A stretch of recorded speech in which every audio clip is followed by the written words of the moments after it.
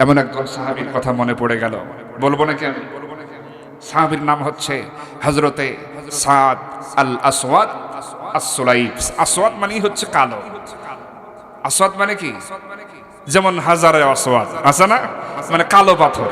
তা আসওয়াদ মানেই কালো, ওই জন্য সাহাবীর নামের সাথে আসওয়াদ জুড়ে দেওয়া হয়েছে, সাদ আল আসওয়াদ আস-সুলাইব রাদিয়াল্লাহু তাআলা আনহু। আফ্রিকান মানুষ একজন, আর আফ্রিকার মানুষের চেহারা তো সবাই জানেনই কেমন। কথা বলেন ঠিক? এক এক দেশের মানুষের চেহারা এক এক রকম। আমার দেশের মানুষের চেহারা মোটামুটি মিশ্র ধরনের আছে, সব রকমেরই প্রায় আছে। কিন্তু যদি আমেরিকান দিকে যান, সব সাদা চামড়ার মানুষ। আবার ওই আফ্রিকার মহাদেশের গুলো শুধু কালোই, মানে হাসি দিলে শুধু দাঁতগুলোই বোঝা যায় যে সাদা। আচ্ছা, এইরকম। আবার ওই যে চাকমা বা চায়না এই জাতীয় আছে না, ওদের চেহারার স্টাইল আবার একই, ভিন্ন রকম, দেখলেই বোঝা যায় এটা চায়না বা চাকমা। হ্যাঁ, এই দেশেরও কিছু কিছু অংশ পাহাড়ি অঞ্চলে গেলে আপনারা দেখতে, বান্দরবান, খাগড়াছড়ি ওদিকে গেলে এরকম লোক পাবেন। তো যাই হোক, এই সব তো মূলত কার সৃষ্টি বলেন? এসব দিয়ে আসলে আল্লাহর কাছে কোনো কিছু মানে মূল্য নাই।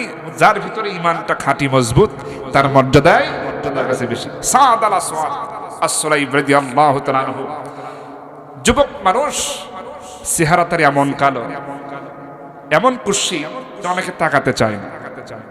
এজন্য তার সাথে বিয়ে শাদিও দিতে চায়, কারণ বিয়ে শাদী দেওয়ার জন্য বিশেষ করে মেয়ের বাবা মা চেষ্টা করে যে ভালো জায়গায় বিয়ে দিচ্ছে, ছেলেটা সুন্দর যেন হয়, দেখতে শুনতে যেন ভালো হয়। কথা বলেন ঠিক? এটাই তো। কিন্তু ছেলে নামাজি কিনা, দিনদার কিনা, হালাল ইনকাম করে কিনা, এইটা কিন্তু খুব কম লোকে দেখে। কথা বলেন ঠিক কিনা?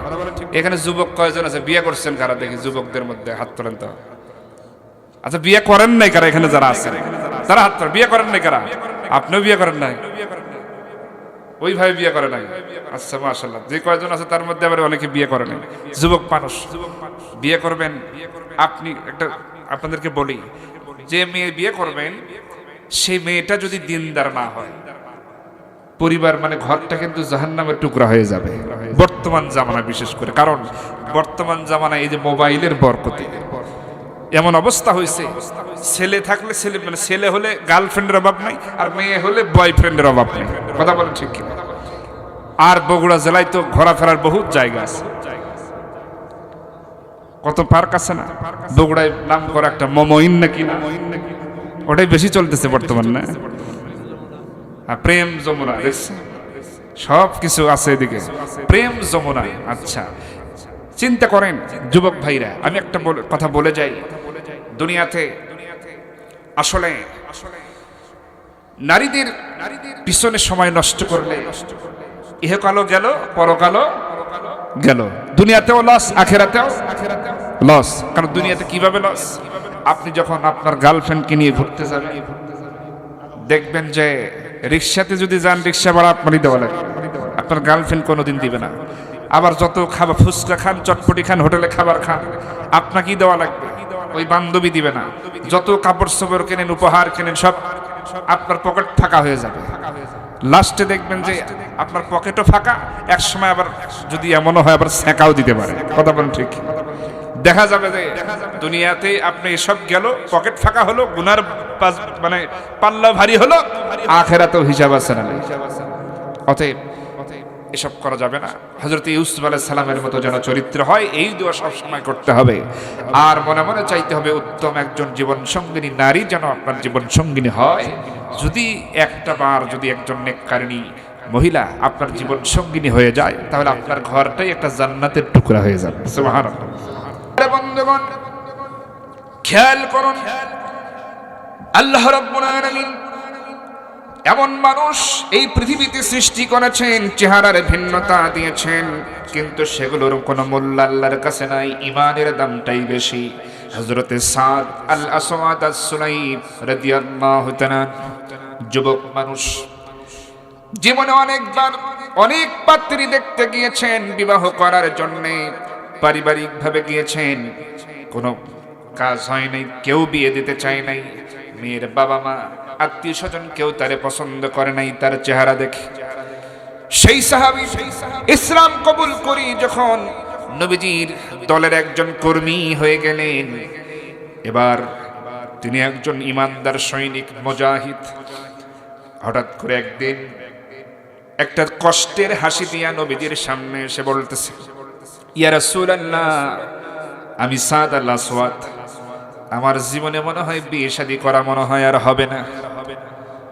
নবীজি বুঝতে পারলেন এই সাহাবী সাদ আল আসওয়াদ চেহারা তার এমনই কালো, ঠোঁটগুলো এলোমেলো, ঠোঁটগুলো ফাটা, চুলগুলো এলোমেলো, দাঁতগুলো এলোমেলো, দেখে বোঝা যায় সাধারণ কোন মানুষ তাকালে দ্বিতীয়বার তাকাতে চাইবে না, এমন কুৎসিত চেহারা।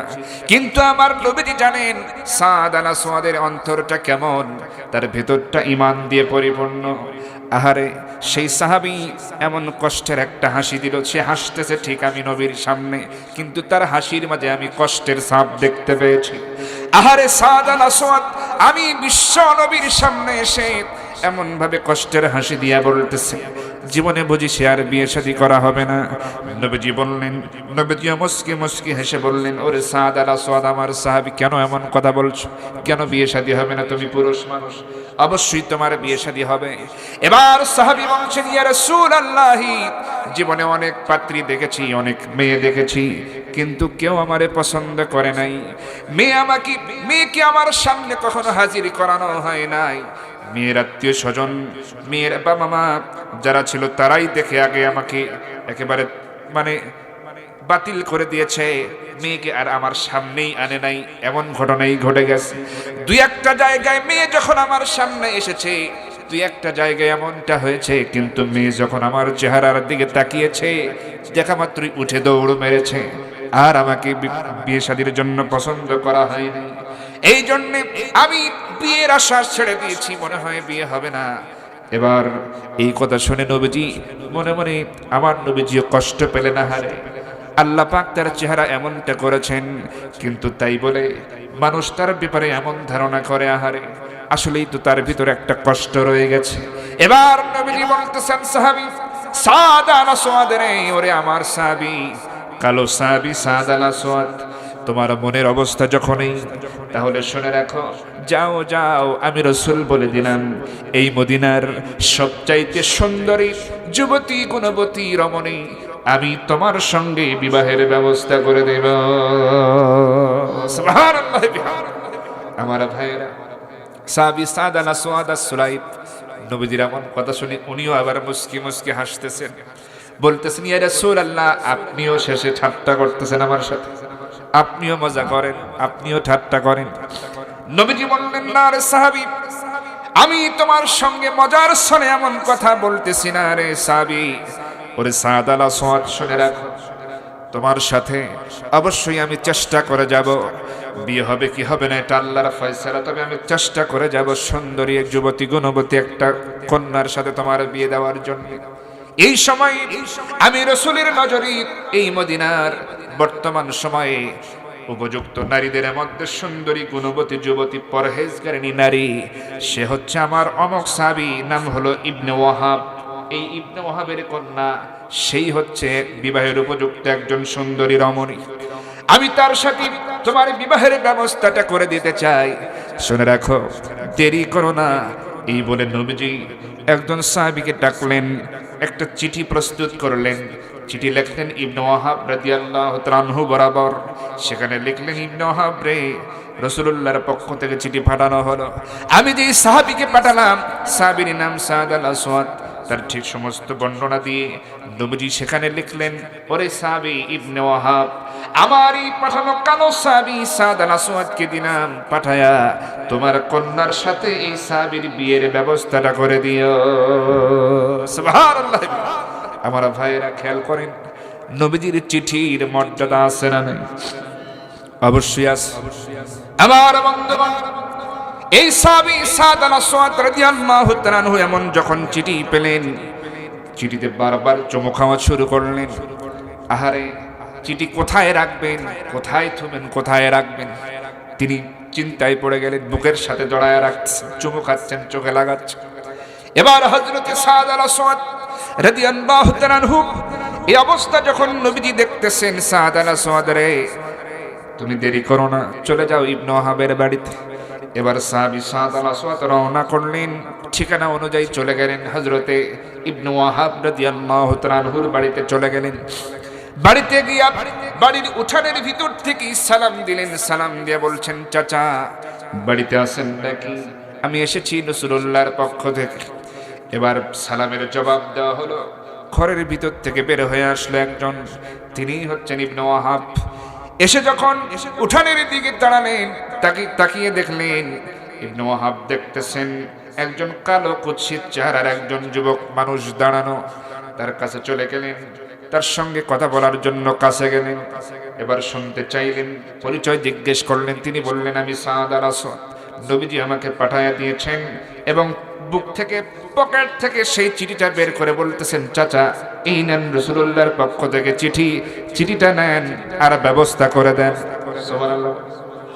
কারণ সাহাবীরা মনের বিশ্বাস, যেহেতু নবীজি চিঠি লিখেছেন অবশ্যই কাজটা হয়েই যাবে, মনে তার আনন্দ ফুর্তি।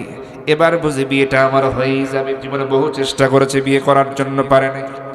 এবার সাহাবী যখন চিঠিখানা দেয়, ইবনে ওয়াহাব রাদিয়াল্লাহু তাআলা আনহু যখন চিঠি হাতের মধ্যে নিলেন, তিনিও চুমু খাওয়া শুরু করলেন। কারণ নবীজির পক্ষ থেকে পাঠানো চিঠি, তিনিও সম্মান করলেন, চোখে লাগালেন, চুমু খেলেন। চিঠি খুলে হযরত ইবনে ওয়াহাব রাদিয়াল্লাহু তাআলা আনহু জোরে জোরে তেলাওয়াত করতেছেন, পাঠ করতেছেন, যে বাহিরে ঘরের ভেতরে যারা আছে তারাও শুনতে পাচ্ছে সেই চিঠির কথাগুলো। তিনি পড়তেছেন, লেখা আছে রাসূলুল্লাহর পক্ষ থেকে চিঠি ইবনে ওয়াহাবের প্রতি। ওরে ইবনে ওয়াহাব, আমার পক্ষ থেকে যেই সাহাবী পাঠানো হলো সাদ আল আসওয়াদ, তাকে পাঠালাম পাত্র হিসেবে। তোমার ঘরে যে বিবাহের উপযুক্ত কন্যা আছে, তুমি বলেছিলে সুন্দরী যুবতী গুণবতী রমণী তোমার কন্যা আছে, তার সাথে এই সাহাবীর বিয়ের ব্যবস্থাটা করে দিও। এমন কথা, আরো কিছু কথা যখন বলা আছে নবীজি এমন কথা চিঠিতে সব বলে দিয়েছেন। সব কথা এই সাহাবী উচ্চ স্বরে পাঠ করতেছে। ঘরের মধ্যে যারা ছিল সবাই শুনে ফেলেছে। ইবনে ওয়াহাবের স্ত্রী শুনেছেন, মেয়ে শুনেছেন, আরো যারা ছিল সবাই শুনেছেন। এবার এই চিঠিখানা নিয়া ঘরের মধ্যে গিয়া মনে মনে ভাবতেছেন, অন্তত মেয়ের কাছ থেকে একটু জিজ্ঞেস করে নেওয়া দরকার। কারণ হলো বিয়ে শাদীর ব্যাপারে ছেলে এবং মেয়ে উভয়ের মতামত নেওয়ার প্রয়োজন আছে না? কথা বলেন, আছে না? অবশ্যই আছে, অবশ্যই আছে। কারণ মতামত না নিয়ে যদি আপনি করেন, বিশেষ করে এই জামানায় দেখবেন বিয়ে শাদী ঠিক করছেন, রাতের বেলায় হয় ছেলে হারায় গেছে, না হয় মেয়ে হারায় গেছে। এমন ঘটনা ঘটে কি ঘটে না? এজন্য চেষ্টা করতে হবে তাদের মতামতটা নেওয়ার জন্য। এবার এই ইবনে ওয়াহাবের কন্যার কাছে তিনি নিজেই পিতা হয়ে গেলেন। চিঠিখানা নিয়া, চিঠিখানা তার হাতের মধ্যে আছে। মেয়েকে বলতেছে জানালাটা ফাঁক করে। মেয়ে তো জানালা দিয়ে আগেই একটু দেখে নিয়েছেন, কিন্তু বুঝতে পারেননি যে একটা যুবক ছেলে দাঁড়ানো উঠানোর মধ্যে সালাম দিয়েছে আব্বাকে লক্ষ্য করে, জানালা দিয়ে উকি মেরে দেখে ফেলেছে। এই যখন তার বাবার সামনে এসে হাজির হয়ে যায়, এসেই দেখতেছেন মেয়ে তার কান্নাকাটি করতেছে, চোখ দিয়ে পানি পড়ে। ইবনে ওয়াহাব রাদিয়াল্লাহু তাআলা আনহু ভাবলেন, মনে হয় চিঠির কথাগুলো শুনে আমার মেয়ে কাঁদছে। কারণ এমন একটা ছেলের সঙ্গে, যুবকের সঙ্গে নবীজি বিবাহের ব্যবস্থাটা করে দিয়েছেন, যেই ছেলেটা কি সাধারণ কোনো মানুষ পছন্দ করবে না। চেহারা সুন্দর নয়, চুলগুলো এলোমেলো, দাঁতগুলো এলোমেলো, কালো এবং ঠোঁট ফাটা, পা ফাটা, এরকম চেহারা, কুৎসিত চেহারার মানুষকে কেউ তো বিয়ে করতে চাইবে না সহজে। আমার মেয়ে মনে হয় জানালার ফাঁক দিয়ে দেখা মাত্রই হয়তো অপছন্দ হয়েছে, এজন্য মনে হয় বিয়েতে রাজি হবে না, সেই জন্যই কাঁদতেছে। পিতা এবার ইবনে ওয়াহাব এবার বলতেছে, ওরে আমার কন্যা, যে কথা বলতে এসেছি বলার আগেই দেখতেছি তোমার চোখে পানি, কারণটা কি? ও আমার কন্যা, ও আমার কলেজের টুকরা মেয়ে, তুমি জেনে রাখো আমি বাবা হয়ে তোমার প্রতি কোনো কিছু চাপিয়ে দেব না। নবীজি তোমার জন্য একজন ছেলেকে পছন্দ করে পাঠিয়ে দিয়েছেন, তোমার নামটাও বলে দিয়েছেন। নবীজি তোমার সাথে এই যুবক ছেলের বিয়ের ব্যবস্থাটা করার জন্য বলে দিয়েছেন। সুতরাং ও আমার কন্যা, তুমি কি এই ছেলেকে বিয়ে করার জন্য রাজি আছো কিনা? যদি না থাকো তাও বলো, প্রয়োজনে আমি নবীজির কাছে পাল্টা আর একটা চিঠি লিখে দেব। তুমি যে রাজি না এই কথা আমি বলবো। এই কথা শোনা মাত্রই তার মেয়ে ঘুরে দাঁড়িয়েছে, দাঁড়িয়ে বলতেছে, আব্বাজান এমন কথা বলবেন না, খবরদার আব্বাজান এমন কথা যেন না বলেন। আব্বাজান মেহেরবানি করে চুপ হয়ে যান, কারণ হলো আমি যেই কারণে কাঁদতেছি এই কারণটা তো অন্যরকম, অন্য কারণে আমি কাঁদতেছি। কারণ হলো আব্বাজান খেয়াল করেন, এই মদিনার অনেক তো সুন্দরী নারী আছে, মেয়ে আছে, অনেক অনেক বাবারই তো সুন্দরী কন্যা আছে, কিন্তু আমি আশ্চর্য হয়ে গেলাম আর আমি এই জন্য খুশিও হয়ে গেলাম। অনেক মেয়ে আছে, অনেক যুবতী গুণবতী নারী আছে এই মদিনায়, আল্লাহর নবী তাদের কথা না বলে, তাদের কথা না ভেবে স্বয়ং আল্লাহর নবী আমার বিয়ের কথা নিয়েও চিন্তা করেছে। সুতরাং আব্বাদান আপনাকে সামনে রেখে স্পষ্ট আমি ঘোষণা দিয়ে দিলাম, আমার যদি বিয়ে হয় তাহলে ওই রাসূলের পাঠানো ওই ছেলের সঙ্গেই আমার বিয়ে দিতে হবে।